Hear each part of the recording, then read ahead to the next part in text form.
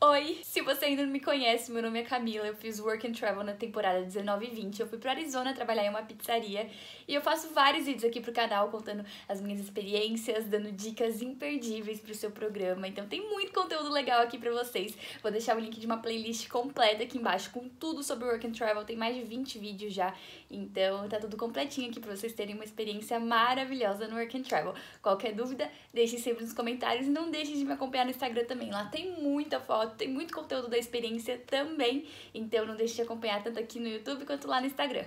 Hoje eu vim aqui fazer um vídeo que com certeza vai ter muita gente interessada e eu tenho certeza que pelo menos algumas das suas dúvidas vão estar respondidas aqui em relação às perguntas mais frequentes, as maiores dúvidas que as pessoas têm quando vão pesquisar sobre Work and Travel. Eu escolhi algumas perguntas que fazem mais vezes e que é mais difícil de encontrar respostas, então eu quero esclarecer já tudo aqui nesse vídeo. Se vocês gostarem, eu posso fazer uma parte 2, se vocês deixarem mais perguntas aqui nos comentários, eu também posso fazer uma outra parte desse vídeo respondendo mais perguntas, então não deixem de comentar, se alguma coisa não ficou tão clara, vocês perguntam e eu vou respondendo. Vou começar respondendo uma pergunta clássica que tem cada vez ficado mais frequente, mais gente perguntando sobre isso, que é: qual a diferença entre ir com um sponsor e com uma agência? Bom, para começar, um sponsor é uma empresa autorizada pelo governo dos Estados Unidos a fornecer certos tipos de documentação para quem está indo para os Estados Unidos para fazer esses vistos de trabalho temporário, esses programas como Work and Travel. É uma empresa de lá, além de arranjar a sua vaga, eles também vão poder te dar a documentação, então por isso que a gente fica tão dependente dos sponsors, né? A gente precisa deles para o programa acontecer. O que acontece na maioria dos casos é que os sponsors já têm parcerias com algumas agências aqui do Brasil. Então, quando você tenta contato direto com eles, vai ficar um pouquinho mais complicado, porque geralmente eles já vão te encaminhar para alguma agência daqui, como STB, Travelmate, Intercultural. Então, são pouquíssimos sponsors que realmente não têm parceria com nenhuma agência aqui, e aí você consegue se resolver direto com eles. E as agências brasileiras de intercâmbio que a gente conhece fazem basicamente um intermédio entre a gente e os sponsors.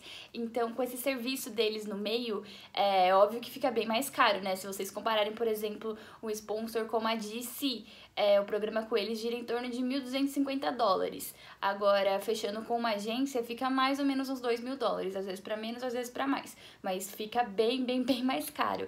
Então, justamente é porque tem mais uma empresa envolvida ali no meio lucrando. Os sponsors também podem te oferecer vagas, eles também vão ter opções de empregadores, mas geralmente as agências brasileiras que a gente vai lá, conversa com um agente, eles vão ter muito mais vagas. Ano passado, por exemplo, tiveram agências com mais de 20 vagas, enquanto o sponsor que eu fui viajar, né, no caso a DC, teve apenas 2 empregadores, né, 2 vagas diferentes. Então fica mais limitado nesse quesito de vagas e é uma coisa que às vezes pesa para algumas pessoas. Então isso vai mais como um ponto negativo do sponsor, né, diretamente, em relação a quantas opções você vai ter na hora de fazer o seu programa. Tecnicamente, quem fecha com a agência também, né, tem um atendimento mais personalizado, tem uma orientação melhor. Mas como Work and Travel não é um programa que você vai ter dificuldade de encontrar informações, de encontrar grupos que vão te ajudar, essa orientação, esse atendimento personalizado fica mais a critério de você decidir se você precisa disso, porque eu mesma fui pela primeira vez, né, pro meu Work and Travel com um sponsor e eu não tive dificuldade nenhuma. São coisas muito básicas que você tem que resolver, então algumas coisinhas você vai correr um pouco mais atrás se você for fazer direto com o sponsor, mas não é nada que vai te dar uma dor de cabeça absurda, então vale a pena repensar, até porque, né, o investimento é bem mais baixo, então eu preferi realmente deixar de ter um pouquinho mais de orientação, né, ficar um pouquinho me resolvendo sozinha do que realmente pagar muito a mais. Isso vai de cada um, às vezes vai te dar mais segurança, você vai ficar mais tranquilo tendo um agente ali conversando com você. O sponsor que eu fui, no caso, a DC, eles em específico têm uma representante brasileira, então a empresa é americana, mas tinha uma pessoa aqui no Brasil, né, que mora inclusive aqui em São Paulo também, para você conversar, e ela foi o meu primeiro contato com a DC também, ela que me explicou um pouco mais sobre a empresa, ela que me explicou um pouco mais sobre as vagas, então você também acaba tendo um suporte dela, mas como é uma pessoa para atender muitas outras, né, muitos intercambistas, não dá pra você esperar que vai ter um atendimento único e que você vai ter todo um acompanhamento durante o seu processo, porque ela tá ali para tirar algumas dúvidas, para responder perguntas gerais no grupo que ela cria com os intercambistas que já embarcaram, né, com a DC, que estão embarcando, mas fica mais difícil de você ter totalmente um apoio, né? Às vezes na agência você vai ter mais isso. Fez falta pra mim? Sinceramente, não. Mas, como eu disse, fica a critério de cada um. Às vezes vale a pena pra pessoa pagar mais caro e se sentir mais segura com isso. Não julgo quem prefere isso, mas estão aí, né, as principais diferenças. O valor, que é bem absurdo, né, e as opções de empregadores. E também o atendimento, que, querendo ou não, pode ter uma diferença aí, você pode sentir, né, quando você for falar com a gente, quando você for fechar diretamente com o sponsor. No caso, até esse ano, a GC era o único sponsor conhecido, né, por trabalhar diretamente, né, com os intercambistas, possibilitando que eles aplicassem direto com a GC, mas esse ano vieram surgindo alguns outros sponsors que aparentemente trabalham com esse tipo de atendimento. Aparentemente, a Aspen Experience faz esse tipo de aplicação direta com os intercambistas. Ainda não teve nenhuma experiência, né, mas pelo jeito eles marcam uma entrevista com você, você consegue conversar com eles, eles têm um site também para você dar uma olhadinha nas vagas que tem, os empregadores que eles trabalham, e apesar de eles não terem nenhuma representante brasileira, igual a GC, dá para você entrar em contato com eles, saber um pouquinho melhor como a empresa funciona, assim como também teve um outro que teve até um post no Facebook de uma menina que falou que já conversou com eles, que já fez uma entrevista e tudo mais, ITN, né? Eu acho que em inglês fala ITN, não sei como fala direito, mas bom, eles são um sponsor também, aparentemente trabalham com Work and Travel, mas não conhecemos, né, pessoas que embarcaram com eles até hoje. Fica aí a seu critério se você quer pesquisar um pouco mais. No geral, são essas as principais diferenças entre agência e sponsor. Agora vamos para a próxima pergunta. Qual a diferença entre fazer o programa premium e independente? Bom, tem muita gente que acaba se confundindo, né, no meio desse vocabulário, tipo, o que é sponsor, o que é independente, o que é o programa premium. Quando você fecha um intercâmbio com uma agência brasileira, você tem duas opções de programa, o premium e o independente. O premium, basicamente, eles vão te dar tudo. As opções de vagas para você escolher as que mais te interessam, fazer o processo seletivo delas, eles vão te dar documentação, eles vão te dar orientação, tudo que você precisar já vai estar embutido ali naquele pacote. Geralmente, às vezes, a SEVES, né, a taxa SEVES fica de fora, mas no geral tá tudo ali completinho, né, a não ser os gastos que são por fora. Visto, passagem, não tá embutido nesse valor. Mas o valor é mais caro porque já tá tudo embutido ali e eles encontram a vaga pra você não precisa ficar caçando a sua vaga. Já na categoria independente, você vai atrás da sua vaga. Você tem que ir atrás dela, achar um empregador que te aceite, correr atrás da sua job offer, que é a oferta de trabalho, apresentar pra agência e falar, olha só, tem uma oferta de trabalho aqui, eu quero ir pra tal lugar. E aí eles vão providenciar a sua documentação pra você poder embarcar, mas eles não vão cuidar de detalhes da vaga, você que vai atrás sozinho, house, enfim. Não é uma opção comum, geralmente são pouquíssimas pessoas que fazem a categoria independente, principalmente se a pessoa já foi para algum lugar e quer voltar para lá, aí fica mais fácil de conseguir como independente, mas como primeira vez no Work and Travel fica bem mais complicado, até porque são muitos e muitos e-mails, são muitos empregadores que vão rejeitar, que vão falar que não querem, então realmente é uma coisa que você tem que fazer com antecedência e sabendo que você vai levar vários nãos. E as chances de darem certo, infelizmente, são pequenas, nada te impede de tentar achar por conta própria, mas já sabendo que vai ter essas dificuldades no caminho. A grande vantagem desse tipo de categoria realmente é o valor. A categoria premium gira em torno de $2.000, como eu disse, né? Às vezes menos, às vezes mais, mas fica por aí. E a categoria independente fica em torno de $1.300, ou seja, tem uma diferença bem grande aí, que é um incentivo, né, pra gente tentar procurar a nossa própria vaga. Próxima pergunta, dá pra fazer um independente sem agência? Não. Você precisa de uma agência para você fazer um independente. Não dá para você fazer sozinho. A documentação é uma agência que vai ter que providenciar para você. Então não tem como fazer o intercâmbio sem agência, sem sponsor. Não dá, infelizmente. A próxima pergunta é uma pergunta que eu sempre recebo e eu respondo várias e várias vezes individualmente. Mas agora eu vou deixar aqui no vídeo registrado para todo mundo não ter mais essa dúvida. Como que funciona a moradia, né? No caso, o housing. Você encontra por conta própria, eles te dão, você mora sozinho, você mora com mais pessoas. pessoas, você paga de graça, como que funciona? Assim como muitas coisas no Work and Travel, depende. Depende da vaga, depende do empregador, enfim, depende de vários fatores, mas no geral, a maioria dos casos, você vai encontrar já a sua vaga com housing definido. Então você não vai ter que se virar sozinho para achar um lugar para morar. Geralmente eles já sugerem onde você vai morar. No caso da vaga que eu fui, por exemplo, eu não podia nem escolher outro lugar, eu tinha que ir exatamente para onde eles estavam mandando, que no caso era a casa de um dos meus chefes da pizzaria. Ele tinha uma casa e ele alugava para todos os intercambistas que iam lá trabalhar na pizzaria dele. Então não tinha opção de ir para outro lugar. E geralmente funciona mais ou menos assim. Quando você vai trabalhar em uma estação de esqui, quando você vai trabalhar em um hotel, geralmente eles já têm um lugar definido, uma acomodação para quem é funcionário, para quem é intercambista, ficar ali. Você paga, né, uma quantia por mês para estar morando ali, ou às vezes por semana, depende. Geralmente gira em torno de uns $100 por semana, às vezes é bem menos, às vezes é mais, depende muito. Tem lugares que o housing é caríssimo. Então, por exemplo, se você for trabalhar em Aspen, lá no Colorado, é um lugar que vai ter housings absurdos de caro. Então, realmente é uma coisa bem relativa. Se você vai pagar caro, se você vai pagar barato, é uma coisa que você avalia na hora que você tá pegando a vaga. Mesmo que não tenha um housing definido ali, você já vai e pesquisa quanto que é mais ou menos pra morar naquele lugar, porque às vezes nem compensa. Alguns empregadores não vão te dar housing, você vai ter que procurar por conta própria. Existem grupos no Facebook, você pode ver qual cidade que você vai, entrar em grupos de aluguel de casa, aluguéis de temporada, né, nesse lugar que você vai. Às vezes tem gente que reserva pelo Airbnb, passa uma temporada inteira trabalhando num lugar e com um Airbnb reservado. Então, tem várias possibilidades, né, pra você encontrar a sua moradia sozinho. Fica mais difícil, geralmente é até mais caro, principalmente se for uma cidade bem turística, né, dessas cidades caras, que pessoas ricas vão pra passar a temporada, esquiar e tudo mais. Fica um pouquinho mais complicado, mas nada impossível. Eu queria muito housing definido, então pra mim eu já descartei todas as vagas que eu tinha que procurar sozinha. Acho que é uma dor de cabeça a mais que eu evito nesse tipo de intercâmbio. Então é isso. Inclusive, uma vez perguntaram em relação ao meu housing, pra quem que eu pagava aluguel, a cada quanto tempo que eu pagava aluguel, se já era descontado direto do meu salário. Enfim, como eu disse, eu morava numa das casas, né, do dono da pizzaria que eu trabalhava. Então a gente recebia o nosso salário a cada 15 dias, né, 2 semanas.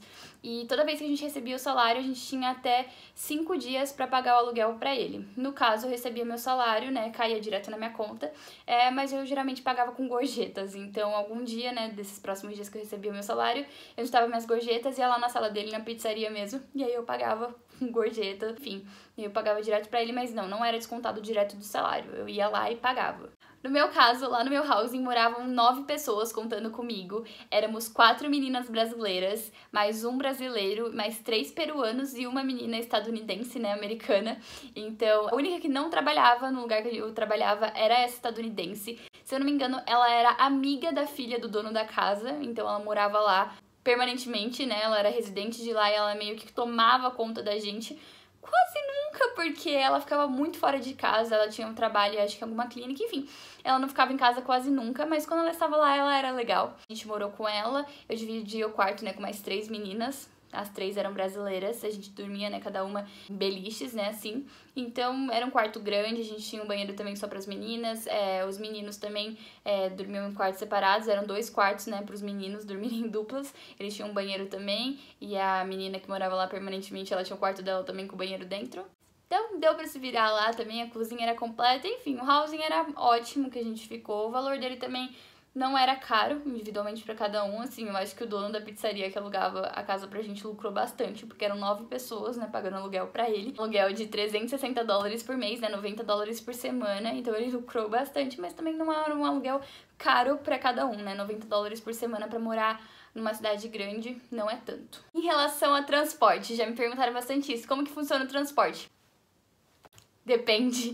De novo, essa resposta genérica, mas gente, depende do empregador, depende da cidade que você tá indo. O empregador que vai te fornecer o transporte, ou às vezes você nem vai precisar de transporte, né, entre o seu trabalho e o lugar que você tá morando, porque geralmente você já mora dentro do mesmo complexo. Mas enfim, para outros lugares, às vezes eles também têm ônibus específicos que saem 2 vezes por semana, 1 vez por semana, ou a cada 15 dias, depende do lugar que você tá morando, se é muito isolado ou não. Às vezes tem cidade que tem transporte público gratuito para todo mundo, já vi casos assim. E tem lugares, né, como que eu fui, que não tinha transporte incluso. Eu morava a 40 minutos a pé da pizzaria que eu trabalhava e não tinha transporte da pizzaria, eles não faziam isso por nós, não era nada combinado combinado, a gente já sabia que a gente ia ter que se virar nesse quesito. Era uma cidade grande, né, então assim, existia transporte público lá, como às vezes, né, fica meio escasso nos outros lugares. Lá tinha ônibus, lá tinha metrô, mas não funcionava para fazer o nosso transporte pro trabalho. Então, geralmente a gente ia a pé mesmo, do começo do programa inteiro, né, fui e voltei a pé, tanto de manhã, quanto de tarde, quanto voltei à noite a pé também. Mas com o tempo a gente foi criando amizade, né, com o pessoal da pizzaria, então eu pegava carona todos os dias. Eu não voltava à noite mais sozinha, né, nunca voltei sozinha à noite, porque geralmente a gente saía no mesmo horário. Mas nunca mais voltei à noite a pé, porque sempre tinha alguém pra me dar carona. Se não tinha ninguém pra dar, o nosso manager dava, o nosso supervisor. Então, realmente, sempre tinha algum amigo, alguém ali, pra não deixar a gente ir a pé sozinho pra casa, porque querendo ou não, sempre é perigoso, né? Principalmente porque às vezes eu saía mais de meia-noite do trabalho. Em relação ao transporte público de lá, como eu disse, existia, né? Tem cidade que é bem menos, ou às vezes nem existe transporte público, mas não funcionava pro nosso trabalho, mas funcionava para algumas outras coisas. Os ônibus eram bem ruins, sempre erravam o horário, né? Era uma coisa que passava a cada meia hora um ônibus. Mas existia também um rail, né? Um light rail, que é tipo um trem que levava a gente dali da cidade que a gente morava, né, Mesa, e ele ia pra Tempe, que é a cidade do lado, e ia pra Phoenix também, que é uma cidade bem maior. Então era uma opção de transporte fácil, se a gente quisesse um pouquinho mais longe. Teve também gente que preferiu comprar bike, dá pra você comprar no Marketplace do Facebook, dá pra você comprar naquele Craigslist, enfim, outros sites de desapegos. Eu optei, né, por não comprar. Durante algum período eu procurei alguma bike, mas eu não tava querendo pagar caro, e tinha muita bike usada em péssimo estado, outras estavam muito caras. Então uma colega minha quis comprar uma usada e conseguiu, pegou uma em bom estado, teve que arrumar algumas coisas, mas ela conseguiu. Teve outra que quis comprar uma novinha no Walmart e infelizmente a bike dela foi roubada no nosso quintal. Então, durante a noite, alguém entrou no nosso quintal, e nosso quintal tinha cerca, né? Era um negócio que alguém realmente pulou. Foi lá e roubou a bike dela novinha, não roubou a outra, que já era usada, mas roubou a bike do Walmart, que tava bem nova. E teve uma outra amiga minha que pegou uma bike emprestada de um amigo dela que ela fez lá. Então, assim, cada um acha seus meios, né? Eu preferi ir a pé durante o programa inteiro, e aí eu voltava de carona. Outra pergunta que sempre me fazem é em relação às folgas. Como que funciona? Eu tenho folga todo final de semana, folga uma seguida da outra, as folgas são separadas, como que faz? Então, gente, depende do empregador. Isso é uma coisa que geralmente você consegue já saber antes, né? Conversar com ele caso você faça a entrevista. Geralmente até mesmo na apresentação da vaga você vai saber como funciona. No caso da minha vaga, não era definido quando que cada um tinha folga. O schedule, né? O horário saía semanalmente, então a gente só sabia nossas folgas no sábado, que fazia um schedule da semana seguinte. Geralmente as minhas folgas caíam juntas, mas também teve muitas vezes que não caíram juntas. Uma vez ou outra que caiu de final de semana, mas não era obrigatório, cada um tinha uma folga em um dia diferente. Então, assim, fica a critério dos nossos managers, dos gerentes, fazerem o horário, né, de cada um, a semana de cada um, mas no meu caso, a gente tinha chefes bem flexíveis, então se por acaso a gente queria folga em algum dia específico, com antecedência a gente poderia entrar em contato com eles, tanto pela plataforma que a gente tinha, né, dos funcionários da pizzaria, quanto pessoalmente mesmo, ou mandar uma mensagem falando, olha, queria viajar tal dia, você pode liberar a gente, não sei o quê. Então isso podia acontecer, inclusive eu falei a gente, porque quando eu queria viajar com mais amigos também, nós todos juntos, então a gente pedia folga juntos, né, para as datas específicas, e por mais que era mais gente, todas as vezes eles deixaram a gente tirar a folga juntos quando pedíamos. Então eu gostei bastante disso, eu achei eles bem flexíveis, não tinha problema nenhum, era só avisar com antecedência, né, e aí eles, caso não pudessem, eles iam avisar a gente.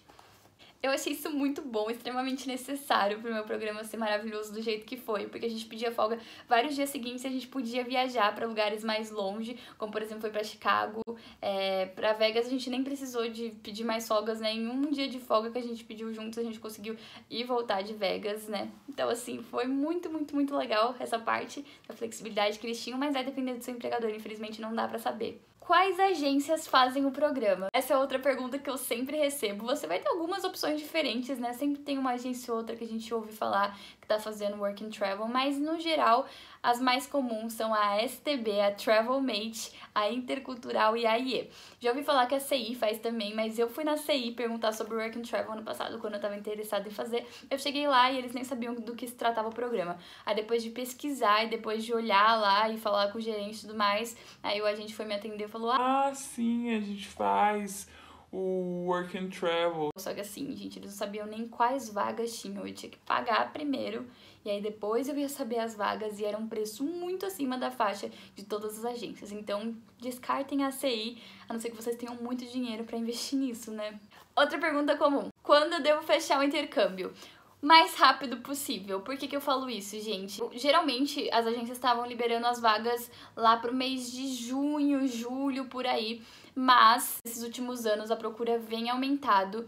Então, quando chega nessa época, geralmente muita gente já fechou. E acontece que as agências criam uma espécie de lista de preferência. Então, quanto mais cedo você fechar, se você fechar no comecinho do ano ou no ano anterior, você vai estar na frente da lista de preferência para escolher as vagas primeiro. Então, pode ser que você vê uma vaga muito, muito, muito legal. Você quer muito tentar aquela vaga, mas quem fechou primeiro vai ter preferência em relação a você.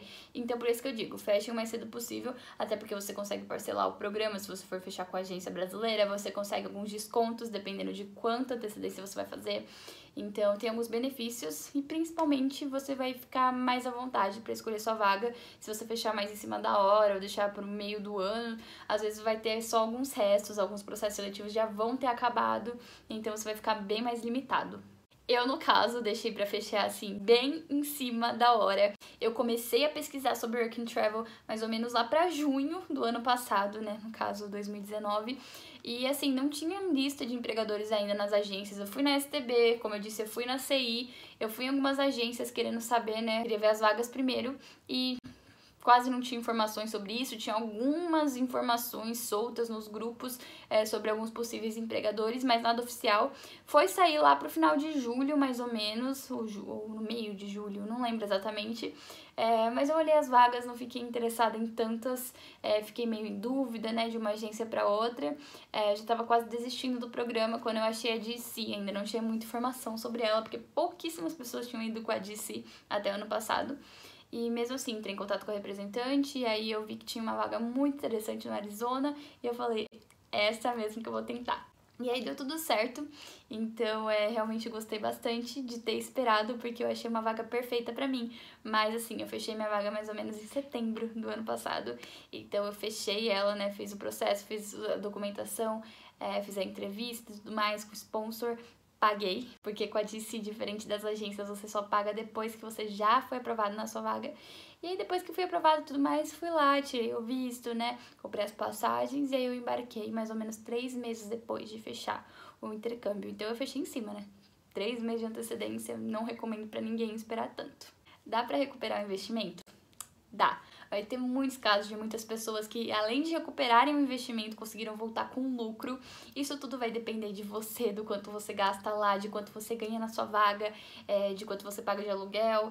Enfim, tem muitos fatores envolvidos, mas é possível? Sim, é possível. É só você prestar atenção na vaga que você está escolhendo. Tem vagas que vai ser muito mais difícil você fazer isso, recuperar, e tem outras que vai ser super fácil. Então, realmente, é questão de pesquisar, avaliar bem as vagas, e aí você vai escolher a melhor para atender esse seu requisito de recuperar o investimento, porque dá. Outra coisa que muita gente fica em dúvida, eu preciso estar fazendo bacharelado ou eu posso estar fazendo uma pós, eu posso estar fazendo um mestrado, um doutorado? Então, gente, mestrado e doutorado está liberado, pode fazer Work and Travel também, mas infelizmente pós-graduação não foi liberado. Já ouvi boatos de que certas agências aceitam, mas até então, como é um caso muito específico, é mais difícil de saber. Como eu sempre recomendo, já falei isso em outro vídeo também, que eu falei no geral sobre Work and Travel. Você quer muito ir, no caso você está fazendo uma pós, nada te impede de entrar em contato com as agências e explicar o seu caso. Vai que. Isso eu já relaciono com outra coisa que sempre perguntam. Pode ser EAD? Então, gente, nessa questão, oficialmente não pode ser EAD. Mas a gente sempre escuta, né, um caso de fulaninho que foi fazendo EAD e deu certo. Então, o que acontece? A faculdade tem que assinar, né, uma comprovação que você está estudando, né, o proof, no caso, para você conseguir tirar o visto. e não existe exceção, o EAD não pode, mas se nessa comprovação que a faculdade assinar para você não tiver escrito que é EAD, que é um ensino à distância, não tem motivos para dar errado. Então, tecnicamente não pode, mas já ouvi falar de gente que deu um jeitinho e como não estava escrito, tirou o visto normalmente, conseguiu entregar a documentação para a agência, para o sponsor normalmente, então conseguiu ir fazendo o EAD. Se é verdade, não sei até que ponto que isso aconteceu, não sei. Eu estou contando um caso que eu ouvi falar, até então tem muitas histórias que a gente não sabe exatamente o desfecho. Então, dá uma olhadinha na sua faculdade, vê como que funciona. Se não tiver escrito que é EAD, você pode tentar. Outra coisa que sempre me perguntam, você foi com amigos? Você foi sozinha? Como que você fez amizades lá? Então, gente, fui completamente sozinha, né? Como eu falei, foi ano passado, eu tinha 18 anos ainda, eu decidi fazer isso e eu falei, eu vou, não importa o que aconteça. E não fechei com nenhuma amiga minha, nenhuma tava interessada, então eu vi tudo sozinha. Fui sozinha, né? Só que no caso existe o grupo do Facebook, né? Que é um grupo bem grande, então muita pessoa que vai pro Work and Travel tá naquele grupo. Dá pra você achar outras pessoas que vão pro mesmo lugar que você. No caso, eu encontrei as meninas, né? Que iam pro mesmo lugar que eu. E a gente acabou montando um grupo no WhatsApp e tudo mais. Então, conheci o pessoal que ia pra lá comigo. Falamos algumas coisas no WhatsApp, né? Trocamos algumas informações importantes, mas não viramos amigos, né? Por WhatsApp, assim, nada de proximidade tão grande. Cada um comprou a passagem no dia, cada um ia sair de um estado diferente do Brasil. Mas quando a gente chegou lá, né? A gente já sabia quem era um ao outro. Então, a gente, né? Acabou criando vínculo e tudo mais. E por morar junto, a gente realmente estava sempre perto. Eu sempre viajava com as mesmas pessoas, né? Que viraram meus amigos mais próximos. Então, a gente morava junto, a gente passeava junto, fazia viagem juntos, então era bem tranquilo. Além disso, eu também fiz amizades na pizzaria também, era uma pizzaria muito grande, então tinha muito funcionário. Conheci minha melhor amiga do intercâmbio lá e tudo mais, então deu tudo muito certo em relação a isso pra mim, não me senti sozinha, não teve nenhum problema com isso. Você tem que ir aberto a fazer novas amizades, a ter novas experiências, e também aproveitar, né, que você tá indo sozinha pra criar mais maturidade, menos dependência, né, e é uma sensação muito boa, né. Na ida também eu tava indo sozinha, né, primeira vez que eu tava indo viajando sozinha, né, principalmente pra outro país. Então é meio estranho, mas ao mesmo tempo também não é assustador nem nada, é só ir com internet, né, e sabendo direitinho o que você vai fazer, que não tem problema nenhum. Certeza que você vai chegar lá, vai conhecer mais brasileiros. Na maioria das vagas, assim, grande maioria mesmo, não vai só um brasileiro, você vai encontrar muitos outros brasileiros indo pro mesmo lugar que você. Mesmo que você não faça amizade com brasileiros, que não tenha brasileiros lá, como existe em algumas vagas, você vai fazer amizade com pessoas de outras nacionalidades, isso também é ótimo. Eu morava, né, com peruanos também, a gente acabou fazendo amizade, tenho contato com um deles até hoje, então você faz amigos de outras partes do mundo também, isso vai ser uma experiência muito boa pra você. Então aproveite, não fique com medo e não deixe isso te impedir de ir. Isso nos leva à última pergunta que eu vou responder hoje. Dá pra eu ir com algum amigo? Dá, vocês dois podem ir numa agência e explicar que vocês estão querendo ir juntos pro mesmo lugar, explicar a situação. Já vi alguns casos de pessoas que fizeram isso. E o que acontece? Vocês vão escolher os processos seletivos das mesmas vagas. Vocês vão ter que passar por entrevistas, vão ter que preencher os requisitos das mesmas vagas. E caso o empregador, né, aceite você e o seu amigo, vocês vão poder embarcar juntos, felizes, ver uma experiência, né, completa. Mas isso não é garantido. Vocês podem explicar pra agência, podem falar pro empregador, mas pode ser que um seja aceito e o outro não, e aí tem aqui pro outro empregador, enfim. Vai depender, vocês podem tentar, mas não existe nada garantido. Bom, gente, chegamos ao fim do vídeo. Antes de mais nada, já deixa seu like. Não esquece, vai ali, curte rapidinho que isso me ajuda muito. Me incentiva, né, a continuar gravando o vídeo. E também se inscrevam no canal, ativem o sininho. Como vocês podem perceber, tem muito conteúdo legal aqui pra vocês. Então não esquece, já se inscreve, ativa o sininho, me segue no Instagram também. Lá tem muito conteúdo, como eu disse. Então, gente, espero que vocês tenham gostado desse vídeo. Comentem aqui embaixo se vocês tiverem mais alguma dúvida ou se eu esclareci alguma dúvida que vocês tinham. Eu vou ficar muito feliz de saber disso. E se vocês quiserem, vai ter parte 2 desse vídeo. É só deixarem mais dúvidas, darei algumas sugestões. E é isso por enquanto. Espero que eu tenha ajudado vocês. Um beijo, depois eu volto com mais vídeos e mais dicas.